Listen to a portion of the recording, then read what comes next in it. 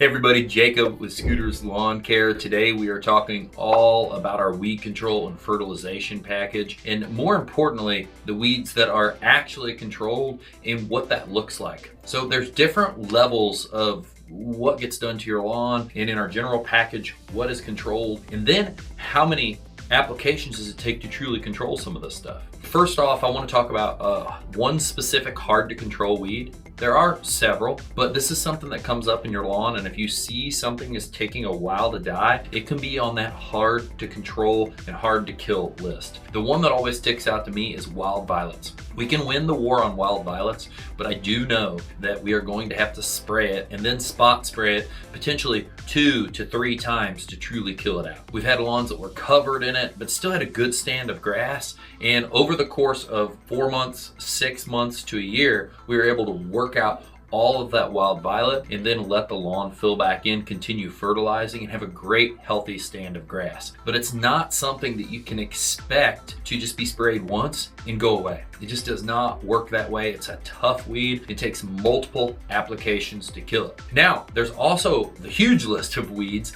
that are just impossible to control with a standard fertilization weed control package. And the one that comes to mind to me that is the most obnoxious is nimblewill. Nimblewill turns into these short straws of grass or straws of a weed with 2 little blades, and it ends up looking like little circular mats or these areas growing that look just a little bit off and green. It still looks like you have grass, but it harms the aesthetic of your grass because now all of a sudden this chunk is just like a little off. And the reason this is something that has to be a specialty treatment, a specialty application, is this specific weed is going to take 2 applications timed 14 days apart to truly kill it. It's also one of the weeds that this is a kind of an ugly process. You're going to be using a mesotrione. It is a bleaching chemical. This doesn't just look bad when it's there.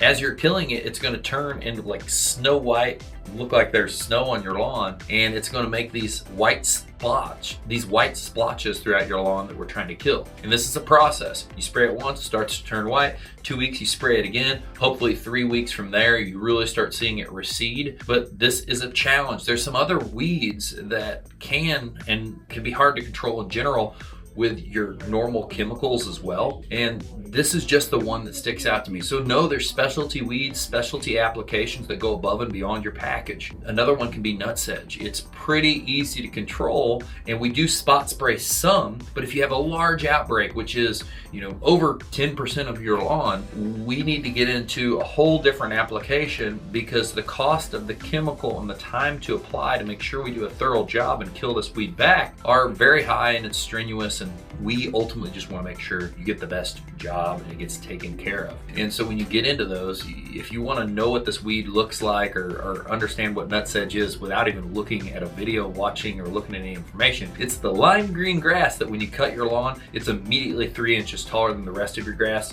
what seems like overnight. Now finally, fertilization and weed control. After we talk about hard to control weeds, weeds that are near impossible to control, or stuff that's on a special schedule. Ultimately, weeds, the thing to know about weeds in your lawn is it's not termination. It's not we are going to destroy all weeds on the lawn.